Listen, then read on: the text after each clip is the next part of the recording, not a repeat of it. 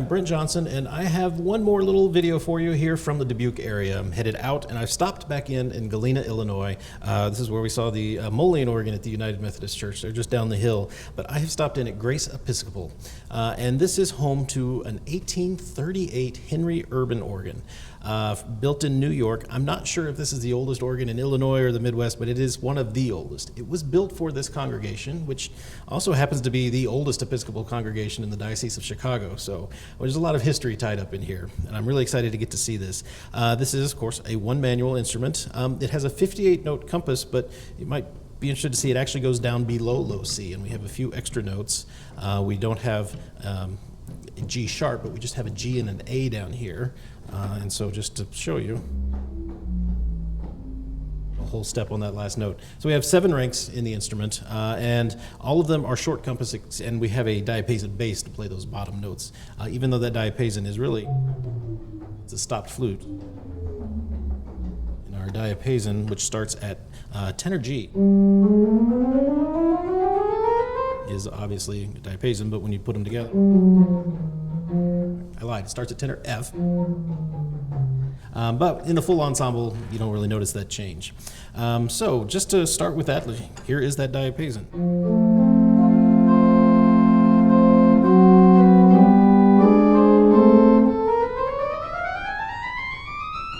It's right here behind the facade. On top of that, we do have a principal, just to listen to that by itself. This one does go down.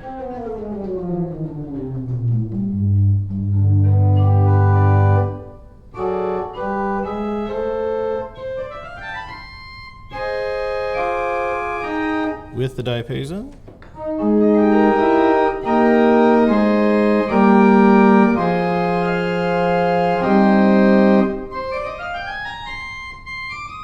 Nice bright sound. And then there's a piccolo on top of that. I'm going to listen to it by itself. It says piccolo, but I'm really getting more of a principal sound out of that. A lot of attack and brightness. So here is the diapason with the principal and the piccolo.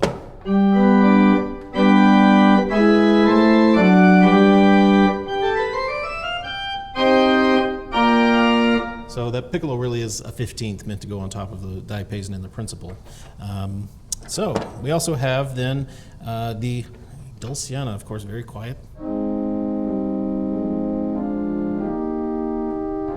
Also to tenor F.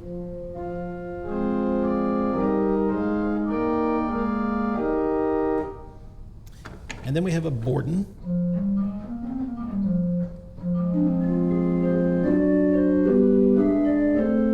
And if you bring on the diapason bass, that makes that a complete rank. All the way down to low G.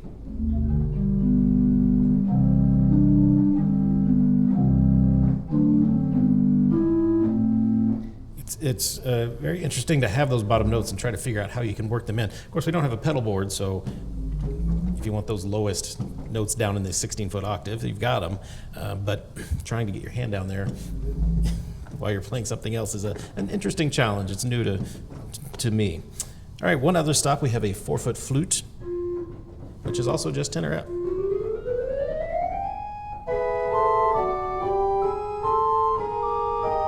Mix it with the Borden.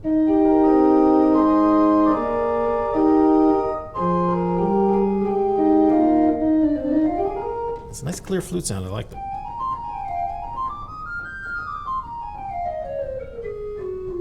It's a shame it doesn't go down lower, because that could be a useful sort of solo sound.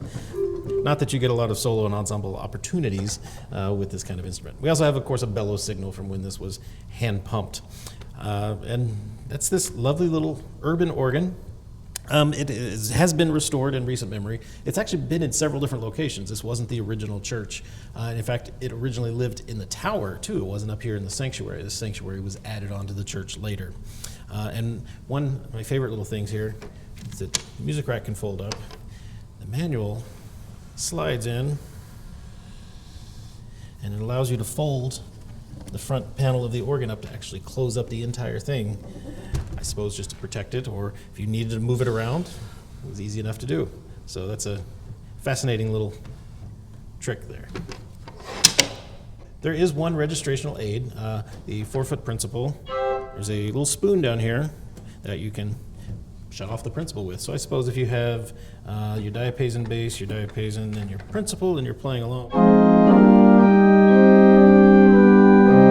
to the end of the first verse, quickly go back to a softer sound. So the one handle. There is another little slot here that indicates there was something else that you could do, maybe bring on some stops. I'm not sure, but that was that. So getting into this instrument and seeing the pipes, we have to go through that doorway on the left and down a hall, and there's a bathroom. When we open the door, we can see that there's a door into the organ chamber. So yes, it's another bathroom organ. And of course, we have lots of organ blower graffiti here from generations past. That was something of a theme on this trip. Every hand-pumped organ had graffiti. There's some from 91. Don't know if that's 1991 or 1891, but I think I can assume. Those panels lift out, and we can see half the pipe, so we'll take out both panels and get a little better look at all of the pipe work. The first thing I notice is they all have tuning slides that are new. So the original cone tuning is probably replaced, although the 4-foot and the 8-foot flutes are chimney flutes with soldered-on caps, so those are tuned on the ears. And some of the chimneys have been lengthened or adjusted. I'm not sure why exactly. The bottom octaves are wood. It's all very compact, and as we look underneath, we can see a new chest bung board there and some new junction on the action there. Some trackers have been replaced. And the regulator, the wind system down here connected to the blower, is all not original. Well, I hope you've enjoyed this quick little stop here at Grace Episcopal in Galena, Illinois, home to this 1838 Erben organ. The church is trying to raise funds to raise awareness about this organ. They would like to do another restoration and complete go through, even though it's doing great, but it could use a little bit of love. So there's a link to the church's website down in the description where you can find out more information about this, maybe coming to visit the Erben organ if you'd like to see this little piece of history for yourself.